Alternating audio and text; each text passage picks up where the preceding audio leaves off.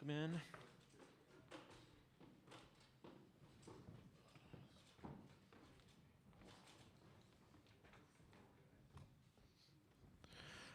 All right, with 4 players up here, well, it's just a reminder to address questions to specific players if you can.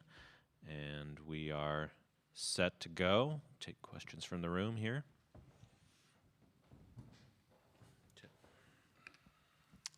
Tim Booth from the Seattle Times. Caleb, you obviously played against Oregon a few times last year. Kind of maybe what stands out about your memories of playing against them, and maybe what defines an Oregon team that you've played against in the past? They're well coached, and we know they're a great team. They have great history in their program, and they want to play in a lot of ball screens and things like that. And I think they're well rounded with the guys that they have. They play their roles really well. Obviously, they got Shellstad and Biddle as their go-to guys, but there are other guys. They pitch in where they need to, and we just got to be ready for every punch that they give us.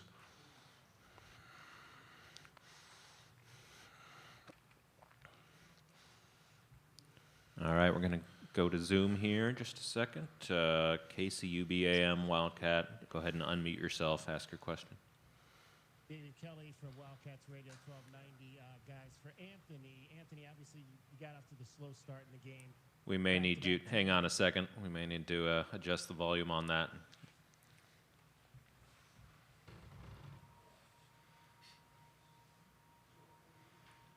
All right, sorry, we're going to try to get back to you. We're going to take a question from the room here. Jordan Leone, Sideline Sports Network. Caleb, your career high is 36 points, and it was actually against Oregon last year in the Pac-12 tournament. Just having a game like you had last year, is there any sort of pressure coming into the game this year to try to perform like you did last year? It was at Oregon, by the way. We lost in the Pac-12 tournament. So that's kind of what I remember most, us losing that game. But it's not where if I can repeat the 36 points or not like that. I got to do whatever the team needs for me to do to help the team win, and that's what I'm gonna try to do. Most importantly, we had to play well as a group, and we gotta handle our ones individually, as far as guarding and executing the game plan as best as we can.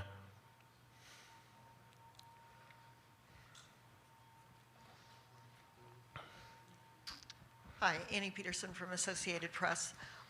What was the thing that you guys feel most kind of defined Oregon as a team during your time playing against them? Anthony, do you want to try that one? I mean, I never played against Oregon, so. Henri. I would say they're a great team. They rise up in big moments whenever they need a win. So I think it's going to be a great game tomorrow. They're definitely going out to fight. In the Pac-12, we had a lot of battles with them. I think they're a little bit different team than we played them the last 2 years, but they're going to definitely come out tomorrow.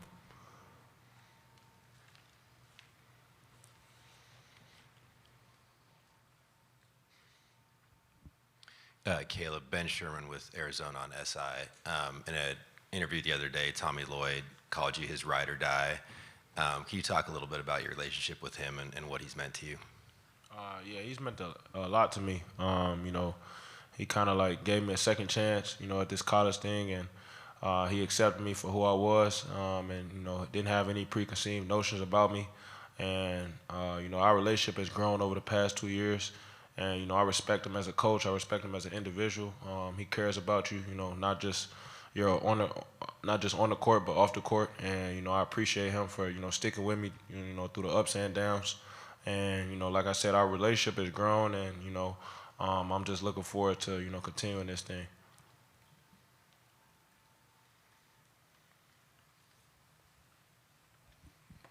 Gary Horker, CBS Seattle Cover TV, and I'm sorry if this was asked and answered. I just walked in here. But your fan base typically travels pretty well. This is a pretty big, brand new venue. Still has that new arena smell, kind of. Are you picking up that these people are cheering from you? What's the energy and the spirit you feel from the stands? Because there's a lot of people with Arizona gear on the streets. Yeah, I think we as a team and as a program are really thankful for our Arizona fans. At McHale, they give us such a great, home court advantage, and wherever we go across the country, they travel so well. So I think to all of us up here, it's no surprise that they're traveling up here as well. Anyone else want to take that one? Yeah, I mean, we appreciate our fans coming out and traveling. They've been sticking with us, throughout the whole year. Even when we, had a tough stretch early on in the year, they, kind of stayed with us. And, on the road, at home, it didn't matter. They showed up and showed out for us. And when we got them on our back, it's a great feeling. Okay, anything else here in the room? Want to try the Zoom one more time here? It's KCUB, give it another shot. All right, guys, can you hear us now? I think so. Got us? Yep. Yeah. Hey, Anthony, obviously you got off to the slow start yesterday, had the back-to-back turnovers, but then hit the three to kind of get on track. How big was that for you to kind of find it? Because we've seen in the past where sometimes when you have those slow starts, Tommy will take you out of the game and you don't get back in. But he went back to you. You had the and-one to start the second half, and then it kind of started to flow for you after that. Yeah, I mean, obviously it's my first tournament. Kind of get those nerves and butterflies out the system at the start. Some things that I can clean up that are easily fixable. So, I mean, I haven't thought twice about it. Just doing what I do normally, knocking down open shots, playing the right role, whether that's shooting, passing, rebounding, all those sort of things. I think that's why Tommy trusts me to go back in, because it's not just scoring that I can bring. So, I mean, things happen in the game, and it is what it is, but you got to bounce back from that. So I was just happy that we were able to bounce back in the second half and get that big win. That allowed y'all to get so many plays at the rim. Say it again. What was working for you guys on that short roll offensively that allowed you to get so many dunks at the rim? Oh yeah, when they kind of put two on the ball on me on my ball screens, and you kind of just play 4-on-3 from there. And we trust in Tobe and Henri to make the right play every time. And on that backside, they just you just gotta read the defense and make the right read. And we trust in them to do that, and they were doing that play after play. All right, we're going to let these guys go. Thank you very much, gentlemen. Thank you.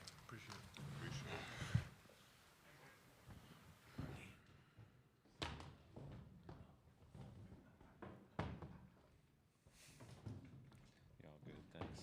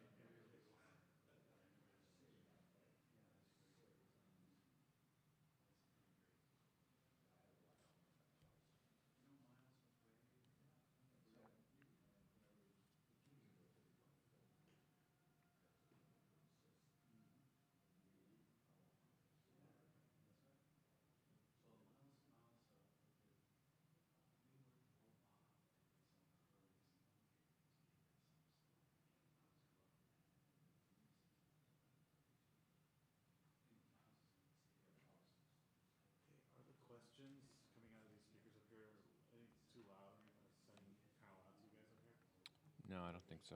You mean over the Zoom? No, well, the Zoom we just fixed, but like the questions coming from the audience. No, it sounds good. Are coming in under here. Yeah, yeah.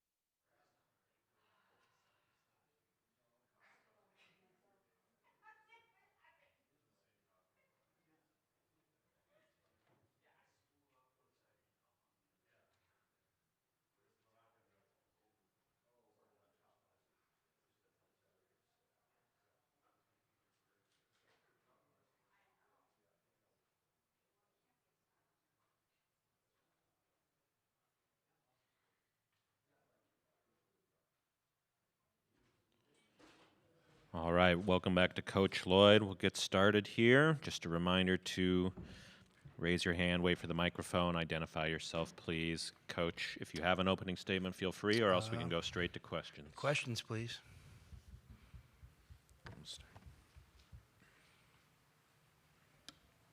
Tommy, when this is a rematch of the old Pac-12 rivalry that was, what stands out to you about your history in the series and the 3 meetings last year where you certainly got the better of them during the regular season and then they ended it in the conference tournament? Yeah, I mean, first off, obviously we have a lot of respect for Oregon. We've battled with them, the past 3 years, and I know those battles go, way before me as well. I know there's been a good run of Oregon and Arizona, heated battles and games.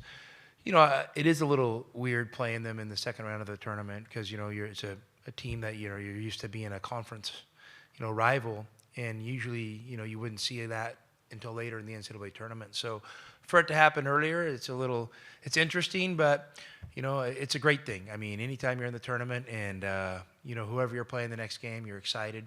Obviously, it's a program and a coach I have a lot of respect for. And, I think, I'm sure both teams, staffs probably sat down and watched the film yesterday, and they're like, "Oh yeah, that's right." I think there was probably a lot of those familiar things. But both programs have a conviction in the way they play, and a style of play that kind of suits themselves and their personnel. So there's probably a lot of familiarity on both sides. But it's a new year, and new year, a few new players sprinkled in here, some returning players that have gotten better on both sides. So.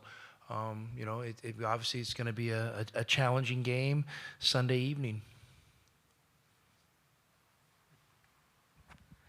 Matt Preem, 24/7 Sports. In a college era where 4-year players are rare and a 4-year player being at one school is even more rare, can you just reflect on Nate Biddle's growth from when you first saw him as a freshman to now where he's at preparing? Yeah, obviously, I saw Nate when he was in high school, and, he was somebody that, we knew how talented he was.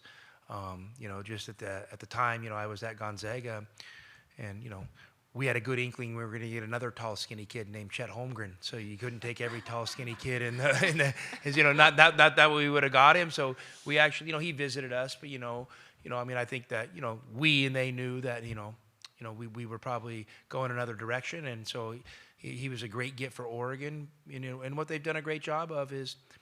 It takes time. It takes time for guys like him to develop. They just don't, like a Chet Holmgren is an anomaly. Most tall, thin guys, it takes time. And so just to see him develop over the course of the career is awesome.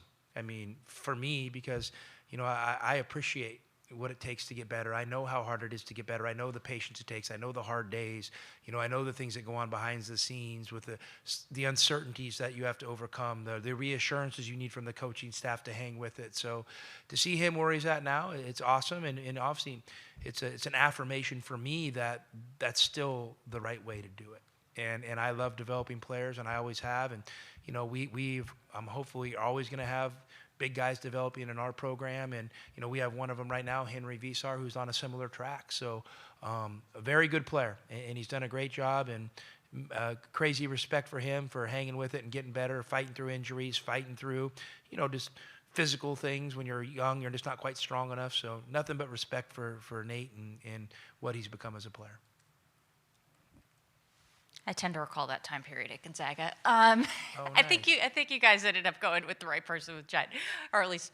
Well, I don't know. I mean, I don't know. I didn't mean I it don't like know. I mean, that. that's- Now that sounds bad. I'm sorry, Nate. Okay. Yeah. Anyways, but just having this one-day turnaround, you touched on it a little bit, but just having a one-day turnaround and not having to completely familiarize yourself with the team and having that base knowledge, what is that like? Well, I mean, you might feel like you have there's a little more comfort as a coach as you start developing a scout, basically installing a game plan. But, what matters is what the players can retain. And, in a quick turnaround, you might have all these great ideas, but you also have to remember, last year you played them 3 times, and you kind of had a build-up over the course of the year. This time you play them once. So, you the third time or the second time, hey, this worked, that didn't work, you're able to make, actual adjustments where the players understand. This one, you're going in fresh. So, you hope you hit it right, and you hope you make some of the right decisions. But, these games come down to, there's some scouting, there's some scheming, but it comes down to doing what you do well and finding a way to do it within those 40 minutes. I don't know if you can get too tricky this time of year on quick, short turnarounds. Jordan Leone, Sideline Sports Network. Coach, after a rocky start to begin the season, you guys really kind of kicked it into gear. I think it was like 12 wins, 13 wins in a row. Can you kind of talk about the resilience of the team and how that prepared you guys for this time of year? Well, I think it's interesting. I think us and Oregon probably both. I don't know. I don't even know exactly what their schedule is, or I barely can remember what ours was. But we're probably both on the tougher side.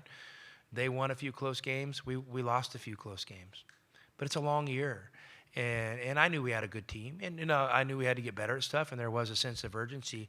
But I knew we had a good team. So, if you want your team to be steady, and consistent, as a coach, you have to be steady and consistent. So we stayed the course. We didn't blow things up or panic. And we had some tough days, and we practiced hard, and we got better, and we acknowledged our deficiencies and tried to overcome them, and we figured out what our strengths were and tried to accentuate them. It was an awesome. It's been an awesome journey. It's been an awesome journey for me as a coach, you don't get into coaching, especially have done it as long as I have, and expect to win every game. Losing is part of the process. So how do you handle that losing? Impacts how your season's going to go. And then you get down to these tournaments, and obviously now, your back's against the wall, as is your opponents, because there is no more, let's go back and review the film and make a few adjustments. So, you end up in these one-game scenarios, and that's what you build for. So we're excited for the opportunity tomorrow. Tommy, from coaching against him a few times now and then watching him from afar when you were at GU, what defines Dana's teams and maybe him as a coach as you've watched him over the years? I mean, Dana he has a real ability to, get his players to do what he wants them to do. I mean, I know it's that simple, whether that's directing shots, going at matchups, he has a real certainty in the stuff that he runs because he's run it a long time. So, I think I'm not in his head, but I think he probably has a Rolodex of options he can go through. I want to get the ball to this guy, against this matchup on this spot on the floor. I don't think he needs to look at a sheet of paper.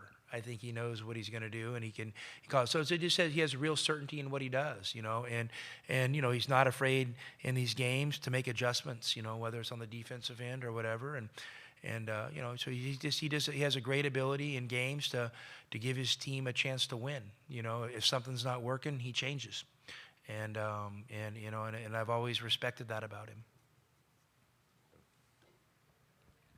Lindsay Schnell, The Athletic. Tommy, you mentioned last night, that Mark won his 16th, 17th, whatever it was, game. You are so locked in right now, but I was wondering, are you able to, I don't know, send him a text? Are you paying attention at all to what they're doing?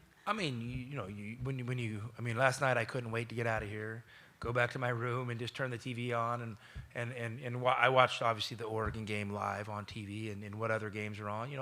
You're also a fan, of the tournament. It's something that's been a driving force in your life for a lot of years. And I haven't talked to Fewy, since the tournament started. I think we talked maybe the Sunday or Monday after the draw, and that's kind of the last time we talked. And listen, I'm 0-2 against Houston this year, so I'm probably the wrong guy to call. So I'm sure he had other people he can call, and listen, and I don't know their team, as well as obviously they do. So,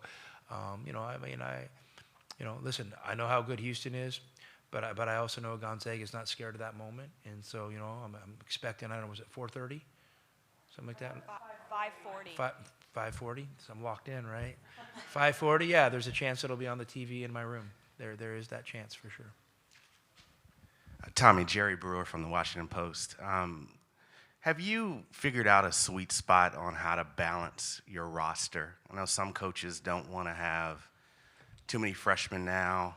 Would you ever have a monster freshman class? Have you kind of, as things are so fluid, like what's the kind of ideal team you'd like to build year to year? I mean, I think you have to have some adaptability. When you're building a team, I think you have to be able to hedge your bet on certain things. If you do have some young, talented guys, are you balancing it with a few experienced guys?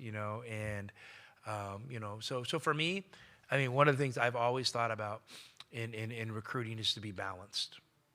I've never wanted to rely too much on one specific area, whether that's international players. You guys probably think that's funny, but for me, a great mix is being 50-50, international and American. So I'm comfortable with that. I mean, I know that's more than most people, so I like that. I obviously love veteran players, and I love the development process with young guys. I even love the development process of young guys that I know aren't ready to play. And watching those guys develop for a year or two kind of from underneath, because then when they finally do rise up, like a Henri Veesaar, they have corporate knowledge. They know how the business is run, and I think that's really valuable. So to me, it's just having a feel, for how that's going to be, and just kind of using your gut instinct a little bit, and obviously, one of the things that me and I don't know how it is for Dana, but you have to adjust to is I think there is just a slight uptick in physicality and athleticism in the Big 12 and in the Big 10. And if you can't go in and really hold your own in the paint and on the glass, it could be a long year. I mean, you could just get physically dominated, and the referees will just kind of shrug their shoulders and look at you and say, well, I mean, it's the Big 12. So I think you have to make sure that your teams are built for your conference a little bit. And, I just think you factor all those things in. But to me, the sweet spot is in the adaptability and then just the feel to make sure you've hedged your bet on a few things. So, maybe you take a star freshman and you have a veteran maybe to back him up or to start and for that kid to play behind. And, as he grows over the course of the year, maybe the star freshman takes a bigger role and the backup takes a lesser role, but they support each other. That's kind of how I look at it. Hey, Tommy, Bruce Pascoe with the Arizona Daily Star. Do you think, as you kind of alluded to there, both you guys and Oregon are talking about how much better prepared they are because of the conferences they were in this year. But on the other side, especially you as a Western guy, do you feel like this has had any effect on the kind of culture of West Coast basketball, or if there is such a thing? I mean, listen, I mean, obviously, I think that, with these conferences just spanning basically the country, I think us on the West are going to have to fight hard for our place at the table and for our identity, because we don't have a league, that's, basically committed to a region of the country. So, to me, yeah, we're going to have to fight. We're going to have to fight. We're going to have to scratch. We're going to have to claw. And we're going to have to let people know we're here. And how do you do that? Well, you win, and you're successful, and you're competitive, and you play a national schedule. I mean, those are the things that we're going to do to continue to let people know that Arizona basketball's here for it. You know, we're here for it just because, you know, we're I don't know if we're the furthest Western team in the conference, whatever. We're on one of them in our conference, you know, that goes all the way to Orlando, to Morgantown, and Cincinnati. Like, we're okay out here. We're here for it, and we're going to fight for our place at the table. Hey, Tommy. Chris Brown, AZ Bandcat Sports. Earlier in the season, ahead of senior day, you told us a story about Grant Whiteman and his decision to come back. You said that he likes basketball, but he loves Arizona basketball. Yep. What does it mean to be able to get him into the game last night and for him to be able to hit a 3 in the tournament? I mean, it's awesome. You know, Grant he's done an incredible job for our career, and you know, I mean, Grant's has a the Whiteman family has an amazing legacy in connection with Arizona basketball. I mean, you know, Grant's grandfather, Paul Whiteman, was Lute Olson's best friend, and was, you know, he traveled with the team and was around him all the time, and so, you know, his dad Neil and his uncle Craig, you know, grew up in Tucson with Arizona basketball fans, and now their kids are doing the same thing. So, you know, just to have a kid tell you, because Grant's a really good player. We thought we'd gotten him an opportunity to go play at NAU, you know, because my son Liam was just leaving. There was an opportunity. They needed somebody like Grant, and Grant could kind of go there and kind of play the role that Liam played for him. And it was his 5th year, and I was just like, man, you're a good player. Like, maybe you should reward yourself and go play, get real minutes, because it's probably not going to happen here. And he went up there, visited, did the deal. They talked about going. They wanted him. And he came back into my office, and he said, his exact quote was, I love basketball, but I love Arizona basketball more. So I want to stay one more year and give this a go and see what we can do with this team. And, you know, when you have kids like that on your roster, that care factor, it means a lot. And I know, and I've made no bones about it. I mean, I inherited a special legacy that goes and will go way beyond me, you know. And so, you know, my job right now, you know, is just to kind of, you know, wrap my arms around it and make sure that those that love it understand that it means that much to me as well, and the program's in good hands, and we're going to do everything we can to honor those that come before us and make it a better place for those that come next. Coach Lloyd, Gary Horker, Cairo TV, CBS Seattle. 10 years ago today, you were here, I was here. You guys beat Iowa to move on to the Sweet 16 with the Zags. This building is in the same old place. A lot's happened, obviously, to you. You're representing, that was a home game, by the way. There was a huge amount of fans here from Gonzaga. You feel at home outside of this place? This has been remodeled. It's different. The energy in this building is different. Where's your heart where you're wrestling? Well, I kind of feel at home, but I'm far away too, because, you know, you've got a fan base that can just travel right across the state line. How do you feel about that? You know, I mean, I know it's Arizona basketball fans travel. And, you know, I'm sure there's going to be a lot of Oregon fans there. But there might be some fans that wear purple and gold that might decide to root for Arizona tomorrow. I don't know. I mean, I'm just guessing, you know. So, you know, and then obviously I have a history in the state as well. And I'm sure, you know, there was a lot of Gonzaga fans that bought tickets here early in the season that were hoping the Zags would be, you know, would be, you know, close to home. So I think it's going to be a great environment for both ways. But, you know, I do feel at home in the Northwest. I do feel at home in Seattle. I mean, I grew up here. I mean, I spent, you know, most of my adult life and my childhood in the Northwest, you know. But I was a kid from Kelso. You know, we were kind of looked over. And, you know, Kelso kids are, you know, you're from a mill town. You know, your dad's a carpenter, your uncles and aunts are loggers. You know what I mean? That's the way I grew up. So I don't know if we felt accepted in Seattle. And, you know, and then you move to Spokane. Well, you got a little chip on your shoulder because you're the outsider. You're the country bumpkin. So, you know, I mean, Seattle, I love coming here, but, you know, I've always, you know, I loved competing here, and I loved competing against Washington because we always had a little bit of our chip on our shoulder, you know, go into those moments. So I love the Northwest, but I'm telling you, I found a home in Tucson. It's a great fit for me. I mean, it's a great town. It's got a lot about just a a little better weather and than Spokane, but it's definitely got like a Spokane vibe where it feels more like a big town than a city. So I found a great spot, and I'm thankful for that. Tommy, kind of a two-parter, going back to the history of this series, and you're talking about with Bruce about the West Coast aspect of things. You scheduled UCLA.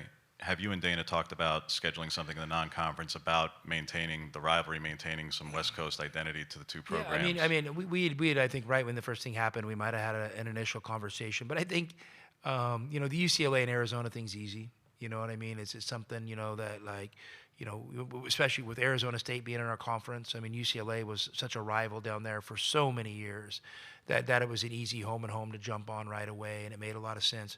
Then I think, you know, Dana and I and all the other coaches that are involved in this conference probably took a step back and are trying to figure out what is the proper way to schedule, you know, with regards to your new conference. You know, because you don't want to overschedule, you don't want to underschedule. So I'm sure those conversations will spark back up. You know, in the second future. part being is the conversation nationally about expanding this event to 76 and what the trickle down, where those seed lines will be. As two teams in the Power Six in college basketball who throttled lower conference teams, and many of whom did not get anything beyond the automatic qualifier, your thoughts on what the ratio should be or what the number should be for AQs for the other? I'm going to leave that to a lot smarter people than me. I'll just say this: I was surprised yesterday with maybe how both our game and their game ended, because I felt like the last couple of years that these early round games continue to get tougher and tougher because of these play-in games. You know, these teams, these four teams playing in the play-in games, basically now have opened up room for four more teams to, you know, from major conferences or bigger conferences to get in. So I just feel like these games, so there's been a little bit of a trickle down. Like those teams playing, that traditionally would have been your 4-16s, right? So I think it has gotten harder. I just think yesterday was maybe a little bit of an anomaly, because I've played in a couple of those games, a lot of those games over the years, 1-16, 2-15, 3-14, and they can be tough. I mean, they can be tough. So I don't know. I mean, we'll figure out. You know, I'm definitely not going to get baited into the question saying, yeah, those are easy games, and you know, because you know, I played in one 2 years ago against this team, you know, that's like orange and black from the Ivy League, and it didn't end very good.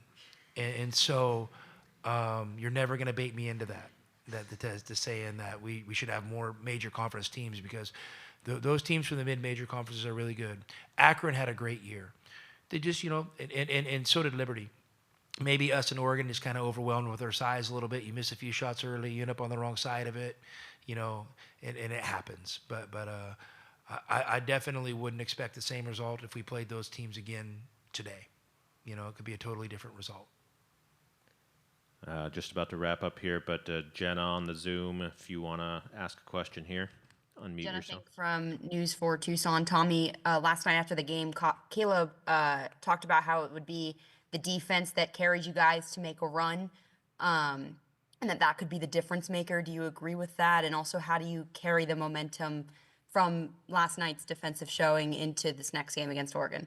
Well, you know, when we've been right defensively this year, we've been hard to beat.